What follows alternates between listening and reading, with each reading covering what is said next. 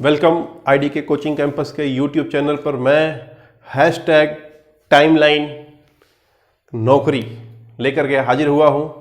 इसमें हम लोग करंट अफेयर्स पढ़ेंगे और एकदम अलग तरीके से पढ़ेंगे। आप देखेंगे मजा आ जाएगा आपको, है ना। बने रहिए साथ में। 7 मई का करंट अफेयर्स में पढ़ाने जा रहा हूं। 8 मई आज है, अभी शुरू होने जा रहा है। अगले दिन 8 मई का पढ़ाऊंगा। आज 7 मई का देखते हैं, ठीक। 7 मई के दिन में जो है यूनाइटेड नेशन, संयुक्त राष्ट्र संघ के वेबसाइट पर, यूनाइटेड नेशन के वेबसाइट पर एक जो है पर्व के बारे में या एक यहाँ पर वैसाख के संदर्भ में जो है कुछ कहा गया, ठीक है। उस पर लिखा गया है, मतलब वहां पर ये मनाया गया है, वैसाख मनाया जा रहा है, ठीक। तो अब सवाल उठता है कि वैसाख के संदर्भ में निम्नलिखित कथनों पर विचार करिए। देखिए, मेरा जो पैटर्न होगा वो आपको तैयार कराने का करंट अफेयर्स में ऐसा ही होगा कि आपको एक क्वेश्चन दिया जाएगा, उस पर 2 कथन दिए जाएंगे।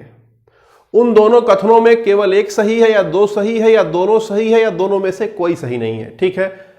आपको जो भी बताना है वो इसी 4 ऑप्शन में से एक होगा। ये सारे क्वेश्चन का पैटर्न रहेगा, ठीक है। चूंकि हम लोग तैयार कर रहे हैं ना बेस को, तो देखिए इस वैसाख से संबंधित सवाल जो उठा वो सवाल यह है कि वैसाख के संदर्भ में निम्नलिखित कथनों पर विचार करिए। तो कथन पहला क्या कहता है कि मई के महीने में पूर्णिमा का दिन वैसाख दुनिया भर के बौद्धों के लिए सबसे पवित्र दिन है। पहली लाइन। दूसरी लाइन बोलता है, यह दिन बौद्ध संस्थापक भगवान बुद्ध के जन्म, ज्ञान, मृत्यु या परिनिर्वाण की याद दिलाता है, ठीक। अब हम लोग थोड़ा सा वैसाख के बारे में समझ लेते हैं, है ना। वैसाख आज मतलब कि 7 मई को न्यूज में क्यों था, ठीक है। ध्यान दीजिए, यहां पर बोलता है कि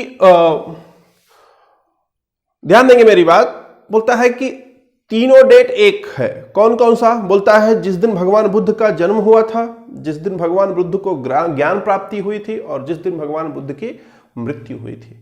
ये तीनों माना जाता है ऐसा कि एक ही दिन था, ठीक है। और वो दिन बोलता है कि मई महीने का पूर्णिमा का दिन होता है, ठीक है। और ये पूर्णिमा जरूरी नहीं कि हर साल 7 मई को ही आए, पूर्णिमा आगे पीछे हो सकती है, ठीक है। तो ध्यान दीजिएगा, ये जो वैसाख लिखा हुआ है, ये वैसाख बेसिकली मई महीने को हम लोग हिंदी में बैसाख कहते हैं, है ना। चैत, बैसाख, सेठ, आषाढ़, सावन, भादौ, कुआर, कार्तिक, अगहन, पूस, माघ, आपने सुना होगा, ठीक है। हिंदी महीने के जो नाम है। तो ये बेसिकली क्या है कि ये वैसाख जो है वो वैसाख से वैसाख, ठीक है। तो मई महीने में वैसाख को वैसाख बोला, तो उसी वैसाख में जो पूर्णिमा आता था, जो वैसाख महीने का पूर्णिमा आता था, उसी दिन माना जाता है कि भगवान बुद्ध का जन्म हुआ था और वैसाख के पूर्णिमा में ही जो है भगवान को ज्ञान प्राप्ति हुई थी और उसी दिन जो है वो मतलब उनकी मृत्यु हुई थी, ठीक। तो उसको एक बौद्ध धर्म के अनुयायियों के लिए एक पवित्र दिन माना गया। मतलब बौद्ध धर्म के अनुयायी उसको पवित्र रूप में मनाते थे, ठीक है। तो यूनाइटेड नेशन ने आज अपने वेबसाइट पर ये इसके बारे में दिया हुआ है। मैं लिंक आपको दे दूंगा कि यूनाइटेड नेशन पर कहां दिया हुआ है। आप उसमें चेंज करके हिंदी में भी उसको पढ़ सकते हैं, ठीक है। इंग्लिश में दिया हुआ है, आप उसको लैंग्वेज चेंज करके हिंदी में भी पढ़ सकते हैं। तो मतलब कि ये पहली चीज हो गई कि मई महीना के पूर्णिमा में जो है 7 मई को मनाया जाता है। दूसरी चीज हो गई कि बौद्धों के लिए ये पवित्र है। इसी को हम लोग बुद्ध पूर्णिमा या बुद्ध दिवस के रूप में भी जानते हैं। क्लियर है। इसी दिन क्या हुआ था? भगवान बुद्ध का जन्म, मृत्यु और परिनिर्वाण जिसे कहते हैं, ये सब एक ही दिन माना जाता है। उसका स्मरण कराता है ये दिन। आगे बोलता है कि यह वैसाख के मई महीने के पूर्णिमा के दिन होता है। ये तो हो गया डायरेक्ट जो इससे सवाल पूछ सकता है, मतलब डायरेक्ट जो करंट अफेयर्स का सवाल हो गया। एक सवाल इससे बन सकता है अलग से। वो क्या बन सकता है? ध्यान दीजिएगा, वो ये बन सकता है कि आखिर में संयुक्त राष्ट्र ने इसको मान्यता दी है क्या, ठीक है। यहां पे एक नया और जोड़ा जा सकता है, क्या उसको संयुक्त राष्ट्र ने मान्यता दी है, और अगर दी है तो कब दी है। ध्यान दीजिएगा, सन 1999 में यूनाइटेड नेशन ने इस वैसाख को एक रिजोल्यूशन के तहत मान्यता दी कि यह पूरे विश्व में जो है इस दिन को वैसाख दिवस के रूप में मनाया जाएगा। तो यह अंतरराष्ट्रीय मान्यता यूनाइटेड नेशन ने 1999 में दी हुई थी। ठीक है, तो इस क्वेश्चन से जो जानकारी हो सकती है उसके आधार पर आप देखिए कि ये मई महीने के पूर्णिमा का दिन वैसाख दुनिया भर के बौद्धों के लिए सबसे पवित्र दिन है, लाइन सही है। दूसरा बोलता है यह दिन बौद्ध संस्थापक भगवान बुद्ध के जन्म, ज्ञान और मृत्यु या परिनिर्वाण की याद दिलाता है, यह भी लाइन सही है, इसलिए ये दोनों का दोनों करेक्ट है। अगला सवाल आगे बढ़ते हैं, क्वेश्चन नंबर 2। आइए क्वेश्चन नंबर 2 देखते हैं। क्वेश्चन नंबर 2 में जो क्वेश्चन पूछा हुआ है उसको देखिए, सभी न्यूज़पेपर्स में है। मैंने जो इसको लिया हुआ है वो इंडियन एक्सप्रेस से लिया हुआ है और लिंक मैं आपको दे दूंगा इसी वीडियो के डिस्क्रिप्शन बॉक्स में, लिंक में दे दूंगा क्वेश्चन नंबर करके। तो क्वेश्चन नंबर 2 का लिंक इंडियन एक्सप्रेस पर है, वहां से आप जाकर के और डिटेल में पढ़ सकते हैं। बेसिकली मैं जो आपको पढ़ा रहा हूं इम्तिहान के दृष्टिकोण से क्वेश्चन बना करके और क्या क्या क्वेश्चन बन सकते हैं उसके बारे में भी मैं चर्चा कर रहा हूं। ठीक है, तो बहुत डिटेल में और जाने की जरूरत नहीं है, बस मैं लिंक दे दूंगा आपको। ठीक है, अगर किसी को क्यूरियोसिटी हो तो जा सकता है। क्वेश्चन है गिलगित बल्तिस्तान के संदर्भ में निम्नलिखित कथनों पर विचार करें। बहुत बड़ा मुद्दा है, ठीक है, लेकिन हम लोगों को इम्तिहान के दृष्टिकोण से जो है इसको देखना है। देखिए ये न्यूज में क्यों है, पहले इसको समझिए। गिलगित बल्तिस्तान न्यूज में क्यों है? ठीक, ये गिलगित बल्तिस्तान जो क्षेत्र है वास्तव में ये लद्दाख का एक भाग है। अब लद्दाख हमारा जो है वो लद्दाख हमारे देश का यूनियन टेरिटरी हो चुका है।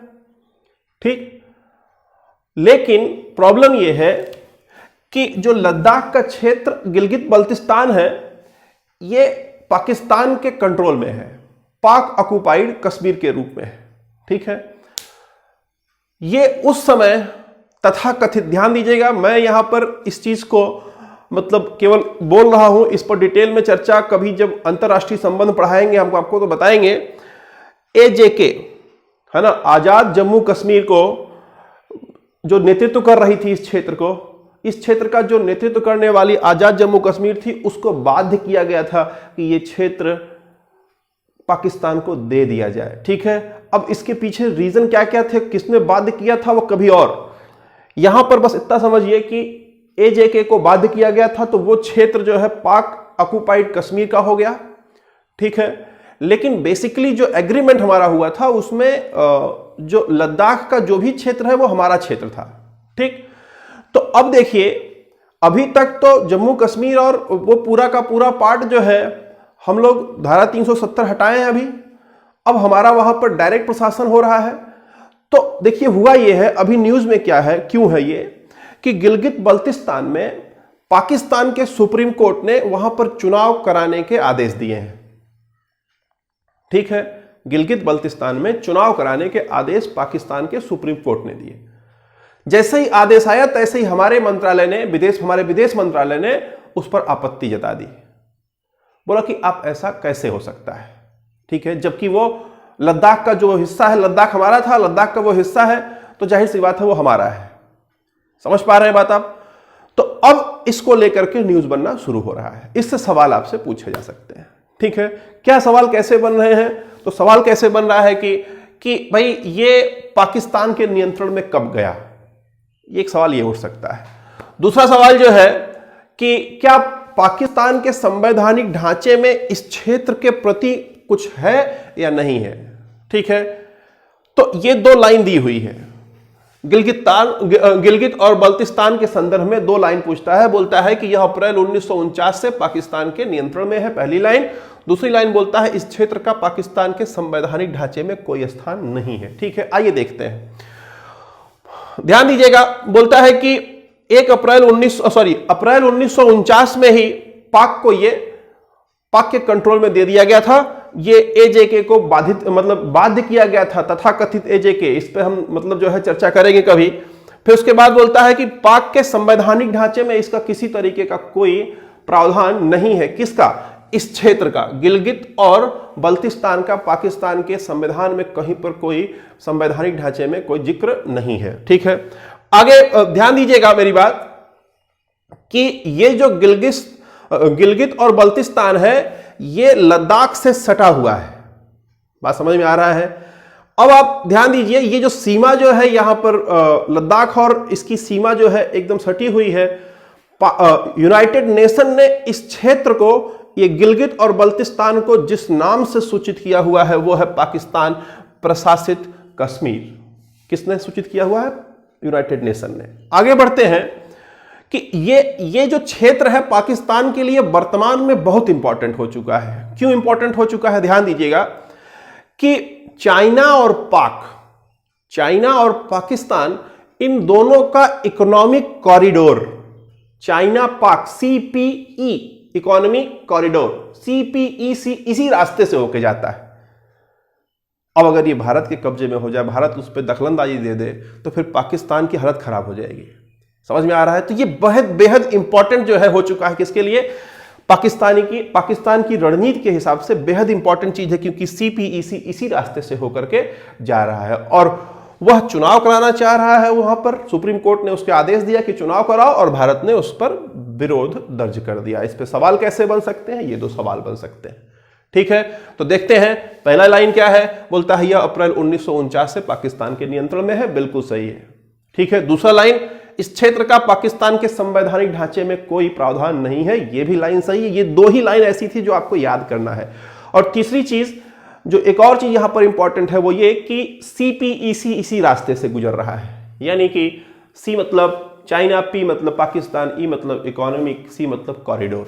ठीक है, तो जो चाइना पाकिस्तान आर्थिक गलियारा है इसी रास्ते से होकर गुजर रहा है, इसलिए ये इंपॉर्टेंट हो जाता है। ठीक है, तो यहां पर दोनों लाइन सही है, इसलिए C for cat is the correct answer.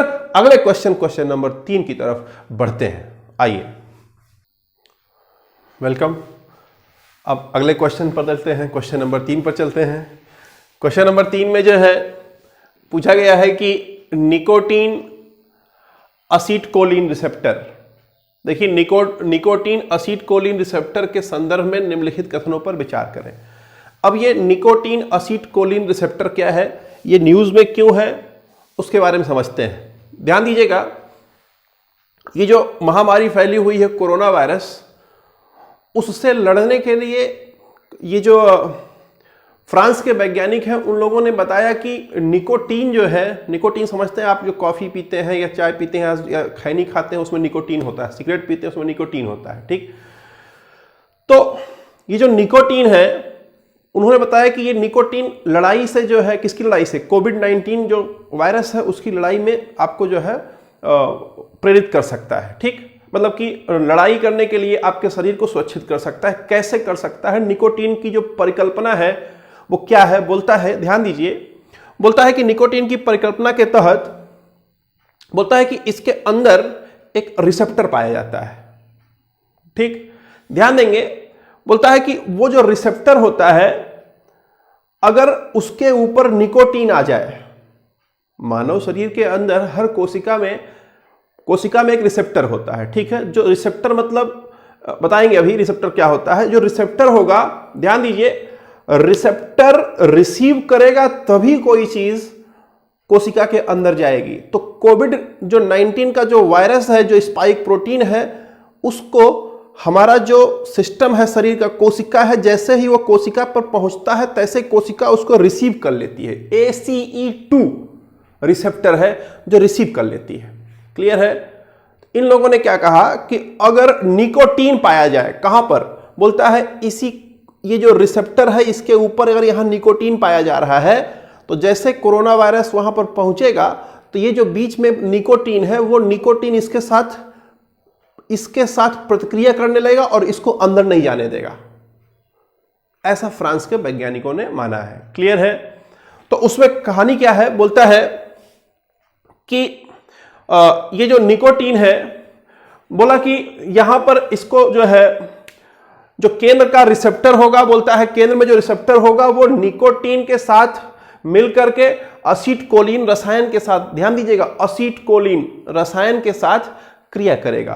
तो इसलिए इसे निकोटीन एसिटकोलिन रसायन रिसेप्टर कहा गया। क्लियर है? तो बोला कि इसके जो है वो होने से हो सकता है कि यहां पर जो कोशिका के अंदर स्पाइक प्रोटीन प्रवेश कर रहे थे वो प्रवेश ना कर पाए। यही बेसिकली जो है आपका पूरा ये सिद्धांत है। जो रिसेप्टर है, रिसेप्टर में बोलता है कि रिसेप्टर का मतलब है कि प्रोटीन से बनी एक संरचना जो सिग्नल को प्राप्त करती है, सिग्नल को प्राप्त करने के बाद कैसा काम करना है उस पर निर्णय लेती है। बात समझ में आ गया? तो ये पूरा आपका जो है इंडियन एक्सप्रेस न्यूज से मैंने लिया हुआ है और ये पूरा का पूरा जो है अगर आप देखेंगे तो आपके ये जो कोरोना वायरस की लड़ाई है उसमें एक बेहद महत्वपूर्ण जो है पॉइंट है। ये हमेशा आप याद रखिएगा कि इसके केंद्र में एक रिसेप्टर होता है। क्लियर है? परिकल्पना में है क्या कि निकोटीन जब बीच में आ जाएगा मनुष्य की कोशिका के और जो बाहर से वायरस आ रहा है उसके बीच में निकोटीन आ जाएगा तो प्रतिक्रिया हो जाएगी और इसको अंदर नहीं जाने देगा। समझ में आ रहा है बात? तो इस प्रकार आइए देखते हैं। बोलता है कि NACHR यानी निकोटीन एसिटकोलिन रिसेप्टर मानव सहित जीवों के तंत्रिका तंत्र, मांसपेशियों और कुछ ऊतकों के हिस्सों में पाया जाता है। ध्यान दीजिए, हर कोशिका, देखिए कोशिका से मिलकर के ऊतक बनता है। कई कोशिकाएं एक तरह की जब मिलती है तो ऊतक बनता है, ऊतक मिलकर के अंग बनाते हैं। ठीक? तो ध्यान दीजिएगा कि कोशिका के बाहर जो है, जाहिर सी बात है कि अगर कोशिका है तो वहां पर ये पाया जाएगा रिसेप्टर। क्लियर? तो ध्यान दीजिए, मानव शरीर सहित तंत्रिका तंत्र के मांसपेशियों और कुछ ऊतकों के हिस्सों में पाया जाता है। ये लाइन एकदम सही है। अगला बोलता है निकोटीन रिसेप्टर के साथ जुड़ने के लिए जाना जाता है। यह भी लाइन सही है। क्लियर है? तो निकोटीन ये NACHR रिसेप्टर के साथ जुड़ने के लिए जाना जाता है। यह भी लाइन सही है। इसलिए आपका C for cat is the correct answer. अगले क्वेश्चन की ओर बढ़ते हैं। Question number 4। आइए अगले क्वेश्चन पर चलते हैं। Question number 4। क्वेश्चन नंबर 4 जो है, ध्यान देंगे मेरी बात। जो क्वेश्चन नंबर 4 है ये एक सर्वे पर आधारित है। देखिए, आपके एग्जाम में सर्वे से खूब पूछता है और उससे जुड़ी हुई परिभाषाओं के बारे में भी आपके एग्जाम में खूब पूछता है। ठीक है? तो देखिए यहां पर कल के न्यूज में हमारे देश में जो यहां पर देखिए इंटरनेट और mobile association of India, internet and mobile association of India and Nielsen, ठीक, ये मिलकर के पूरा देखते हैं कि हमारे देश के अंदर कौन इंटरनेट का इस्तेमाल कर रहा है, कहां तक कितनी पहुंच है। ठीक है? तो देखिए जो न्यूज में है उसको हम चर्चा कर लेते हैं फटाफट। तो इसका रिपोर्ट आया है। उस रिपोर्ट में जो है बोला गया कि पहली मर्तबा ऐसा हुआ है कि ग्रामीण क्षेत्र के लोगों ने शहरी क्षेत्र के लोगों को पछाड़ दिया है। किस मामले में? इंटरनेट के इस्तेमाल के मामले में। पहली बार ऐसा हुआ है 2020 में। ठीक, 2019 मार्च में शहरी ज्यादा थे। इसके पहले हमेशा शहरी लोग ज्यादा इस्तेमाल कर रहे थे, लेकिन वर्तमान में ग्रामीण लोगों ने पास कर दिया है, मतलब उनसे आगे निकल गए हैं। तो ग्रामीण लोग 227 मिलियन हमारे देश में हैं जो इस्तेमाल कर रहे हैं और शहरी लोग 205 मिलियन केवल हैं। यानी कि इससे इसका जो इंक्रीज है वो लगभग 10% एक्स्ट्रा है। कौन? ग्रामीण लगभग 10% ज्यादा है शहरी से। ठीक है? आगे बोलता है, ये बेसिक डेटा था और आपके इसमें सवाल पूछ सकता है ना? और क्या क्या डेटा वहां पे दिया गया उसको सुन लीजिए। बोलता है कि भारत में 5 साल से 11 साल के मतलब बीच में जो मोबाइल इस्तेमाल करने वाले लोग हैं वो लगभग 70 मिलियन है। ठीक है? 70 मिलियन लोग लगभग ऐसे हैं जो 5 साल से 11 साल के हैं उम्र में, अपने घर वालों का मोबाइल लेके इस्तेमाल कर लेते हैं। ठीक, बोलता है अगर पूरी बात करें तो लगभग 504 मिलियन ऐसे हैं जो कुल टोटल इस्तेमाल कर रहे हैं 5 साल से ऊपर के लोग। ठीक है? अब आगे बोलता है कि चीन जो है, चीन में लगभग 850 मिलियन लोग हैं जो मोबाइल का इंटरनेट का इस्तेमाल करते हैं और अमेरिका में लगभग 300 मिलियन लोग हैं। यानी कि सबसे ज्यादा जो है उपभोक्ता कहां पर है? चीन में है, लगभग 850 मिलियन। ठीक, और यहां पर ध्यान दीजिए, जब बात करेंगे कि इंटरनेट के पैठ की, तो बोलता है भारत में केवल 40% इंटरनेट का पैठ अभी भी है, ठीक है। और वहीं पर अमेरिका में 88% लोगों तक इंटरनेट की पहुंच है और चाइना में 61% तक है। अब अगली चीज, किसको कहेंगे, किसको परिभाषित करेंगे कि वह इंटरनेट का इस्तेमाल करता है, ठीक है। तो परिभाषा में दिया कि एक महीने के अंदर, मतलब जब सर्वे हो रहा है तो उससे पिछले महीना जो था, उस पूरे पिछले महीने में क्या एक भी दिन किसी ने इंटरनेट इस्तेमाल किया है या नहीं। अगर एक भी दिन आपने इंटरनेट इस्तेमाल किया है तो माना जाएगा कि आप इंटरनेट के उपभोक्ता हैं। अगर एक भी दिन नहीं इस्तेमाल किया है तभी माना जाएगा कि आपने इस्तेमाल नहीं किया है, ठीक है। तो बढ़ते हैं आगे। बोलता है क्वेश्चन जो है, जो इसका रिपोर्ट आया है उस पे दो लाइन दिया हुआ है। पहला बोलता है ग्रामीण भारत में 227 मिलियन सक्रिय इंटरनेट उपभोक्ता हैं, जो भारतीय शहरी और भारतीय ग्रामीण से 10% एक्स्ट्रा है। यहां पर थोड़ा सा जो है गड़बड़ हुआ है। ग्रामीण भारत में 227 मिलियन है और भारतीय शहरी में 205 मिलियन है, ये लाइन सही है एकदम। और इनकी जो तुलना है वो 10% अधिक है, तो ये पूरी लाइन आपकी सही हो गई, ठीक है। दूसरी लाइन क्या है, बोलता है कि सक्रिय इंटरनेट उपयोगकर्ता, एक्टिव इंटरनेट यूजर कौन होगा। तो बोलता है उन लोगों को परिभाषित किया जाएगा जो दिन में कम से कम एक बार नेट का प्रयोग करते हो, नहीं 30 दिन में एक बार अगर नेट का इस्तेमाल कर लिया तो वो सक्रिय इंटरनेट उपयोगकर्ता माने जाएंगे। तो ये दूसरा लाइन गलत है, पहला लाइन सही है, इसलिए A for Apple is the correct answer. अगले क्वेश्चन की ओर बढ़ते हैं। आइए अगले क्वेश्चन पे चलते हैं। Question number 5। क्वेश्चन नंबर 5 देखेंगे। इस पे बोलता है, न्यूज में है और ये all India radio news on AIR पर ये न्यूज है, लिंक मैं आपको दे दूंगा। बोलता है कि ऑपरेशन समुद्र सेतु किससे संबंधित है। समुद्र सेतु ऑपरेशन, ठीक है, किससे संबंधित है। तो ध्यान देते हैं, पहले समझते हैं इसके बारे में कि कोरोना वायरस के कारण, ये जो कोरोना महामारी फैली हुई है, इसके कारण विदेशों में जो लोग फंस गए हैं उनको वापस लाना ही जो है, वापस लाने का जो ऑपरेशन शुरू किया गया है, ध्यान देंगे भारतीय नौसेना के द्वारा ये ऑपरेशन शुरू किया गया है, ठीक है। और ये जो ऑपरेशन शुरू किया गया है इसको ऑपरेशन समुद्र सेतु नाम दिया गया है। ध्यान देंगे यहां पर और क्या क्या क्वेश्चन बन सकते हैं। ध्यान दीजिएगा कि इसमें कौन सा जहाज इस्तेमाल हो रहा है, ठीक। तो इसमें जो है भारतीय नौसेना का जो जहाज है, भारतीय नौसेना का जो जल का जहाज है, उसका जहाज जलस्रवा इसके द्वारा जो है लोगों को लाया जा रहा है। और वर्तमान समय की बात करें अगर, तो पहला जो ट्रिप हो जा रहा है वो मालदीव के गणराज्य, जो मालदीव गणराज्य है, मालदीव जो देश है, उसके माले बंदरगाह की ओर अभी वर्तमान में हमारा ये जलस्रवा जहाज जा रहा है। और पहली बार में मालदीव से 1000 लोगों को लेकर के कहां आएगा, केरला में आएगा, ठीक है। केरला में लाया जाएगा, केरला के कोचीन शहर में जो लोग आएंगे 1000 लोग, उनको वहां पर क्वारंटाइन किया जाएगा। वो राज्य की जिम्मेदारी होगी, किस राज्य की, केरल राज्य की जिम्मेदारी होगी वहां पर, ठीक। और सवाल यह पूछता है कि ये किस किस के सहयोग से ये ऑपरेशन चलाया जा रहा है, ठीक है, ये भी सवाल पूछा जा सकता है। तो रक्षा मंत्रालय, विदेश मंत्रालय, स्वास्थ्य मंत्रालय और गृह मंत्रालय, ये चारों मंत्रालय मिलकर के ये ऑपरेशन समुद्र सेतु चला रहे हैं, ठीक है। तो पहली बार में 1000 लोगों को लाया जाएगा, कहां पर, मालदीव से, ठीक है। मालदीव के किस बंदरगाह पे पहुंच रहा है अपना जहाज, कौन सा जहाज, जलस्रवा जहाज, ये जहाज माले बंदरगाह पर पहुंच रहा है, ठीक है। ऑपरेशन समुद्र सेतु भारतीय नौसेना द्वारा चलाया जा रहा है, ठीक है। तो आइए देखते हैं, बोलता है इसमें से कौन सा सही है। ये ABCD है, ठीक है, ये ABCD है। तो देखिए इसमें ऑप्शन ए करेक्ट है, बाकी ये जो है गलत है तीनों। तो A for Apple is the correct answer. अगले क्वेश्चन की ओर बढ़ते हैं। आइए अगला क्वेश्चन, क्वेश्चन नंबर 6।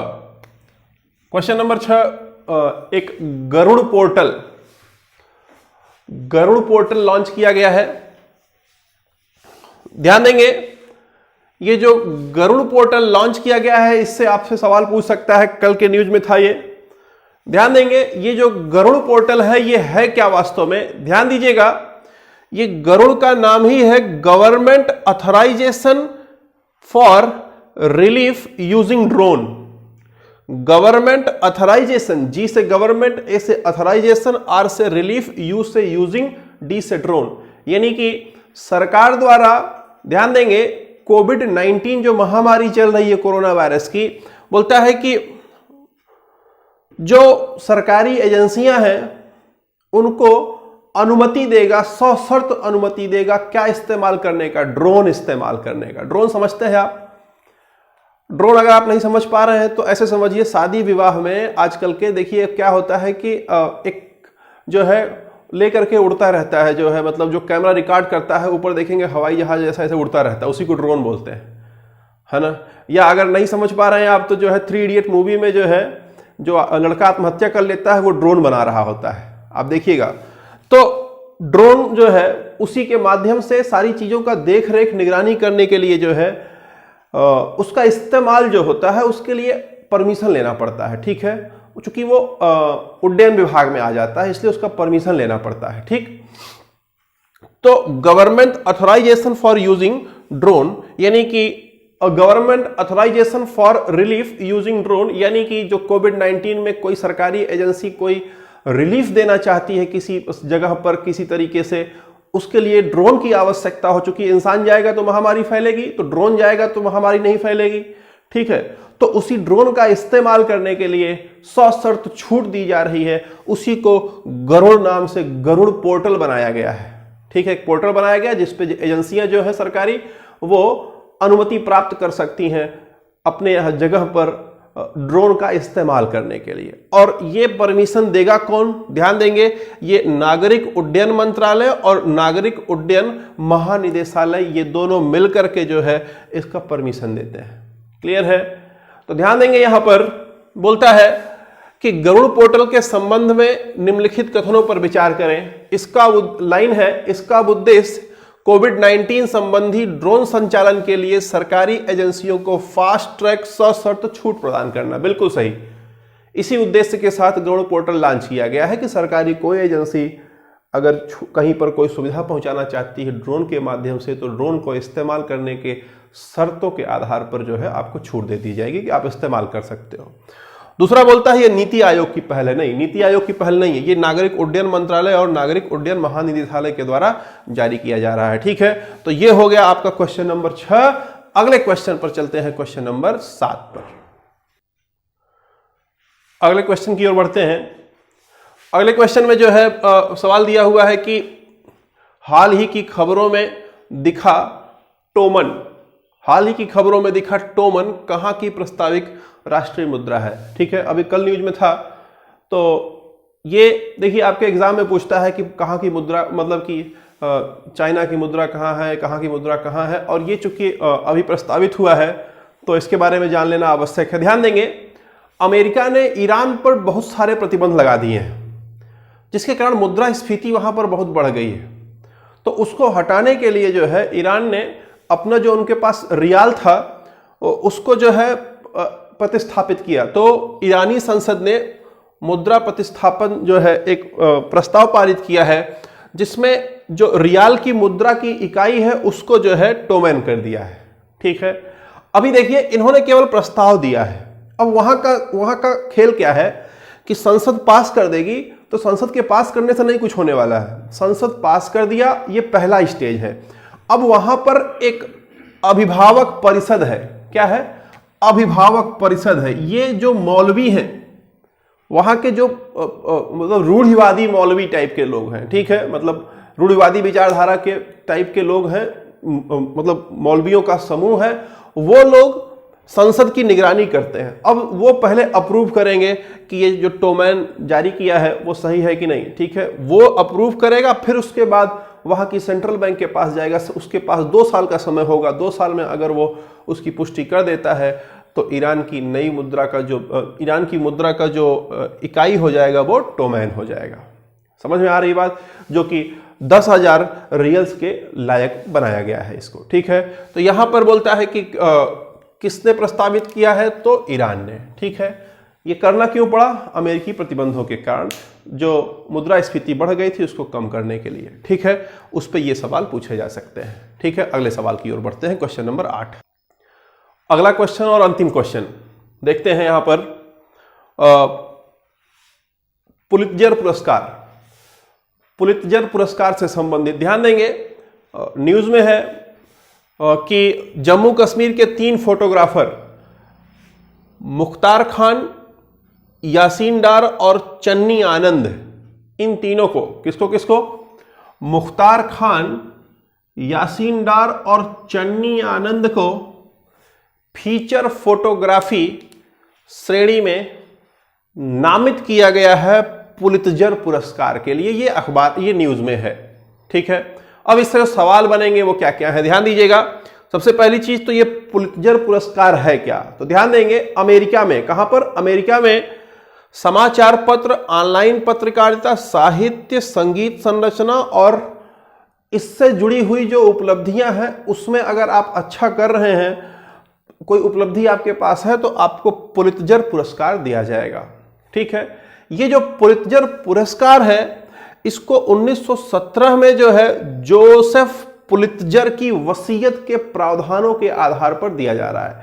ये जो जोसेफ पुलित्जर थे, इन्होंने पत्रकारिता क्षेत्र में अपना जो है एक बहुत बड़ा नाम कमाया था, तो उन्होंने जो वसीयत लिखा था उसी के आधार पर पुलित्जर पुरस्कार बांटा जाता है। ठीक है, ये पुलित्जर पुरस्कार का जो मतलब प्रशासन है किसके हाथों में है, तो बोलता है कि न्यूयॉर्क में एक कोलंबिया यूनिवर्सिटी है उसके हाथ में है, उसी के द्वारा दिया जाता है। इसमें कुल 21 श्रेणी है, 21 श्रेणियों के तहत पुरस्कार दिया जाता है। 21 अलग अलग कैटेगरी है जिसपे पुरस्कार दिया जाता है। ठीक है, बोलता है कि 21 में से 20 श्रेणी ऐसी है जिसमें $15,000 अमेरिकी डॉलर पुरस्कार दिया जाता है और साथ में एक प्रमाण पत्र दिया जाता है पुलित्जर पुरस्कार का। लेकिन जो सबसे यहां पर महत्वपूर्ण है, बोलता है कि पत्रकारिता प्रतियोगिता के सार्वजनिक सेवा वर्ग, मतलब सार्वजनिक सेवा वर्ग में पत्रकारिता वाले क्षेत्र में जो विजेता होगा उसको इसके अलावा एक गोल्ड मेडल भी दिया जाएगा, यानी 21वें वाले में गोल्ड मेडल भी दिया जाता है। ठीक है, तो इससे ये सवाल सब बन सकते हैं।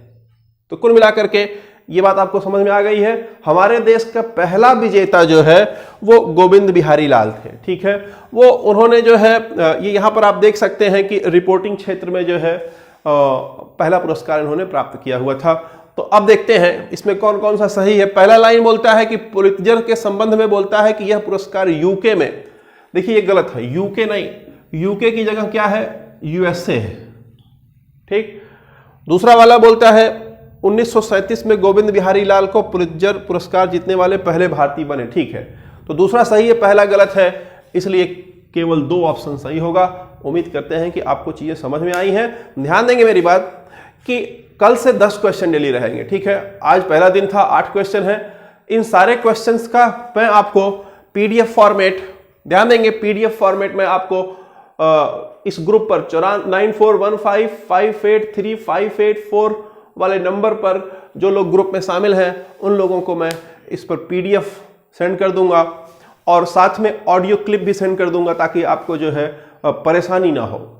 ठीक है, पढ़ाई करने के लिए आपको परेशानी ना हो, आप उसको कान में लगा करके सुन सकते हैं और बेहतर तरीके से आप इसकी तैयारी कर सकते हैं। ठीक है, और सारे के सारे लिंक भी मैं वीडियो में डाल दूंगा कि हर क्वेश्चन के लिंक कहां से हैं। ध्यान दिया जाए, मैं जो जिस तरह से आपको कवरेज दे रहा हूं, ध्यान दीजिएगा कि 2 महीना जाते जाते आपके लिए सारा पूरा खेल आपको एकदम जो है आपको समझ में आने लगेगा कि कहां से सवाल पूछा जा सकता है आपके एग्जाम में। उम्मीद करते हैं कि चीजें आपको बेहतर समझ में आई हैं और बने रहने के लिए अभी तक धन्यवाद। अगर आपको लगता है कि चीजें बेहतर हो रही हैं तो इसको लाइक करें, शेयर करें, सब्सक्राइब करें, कमेंट करें। Thank you.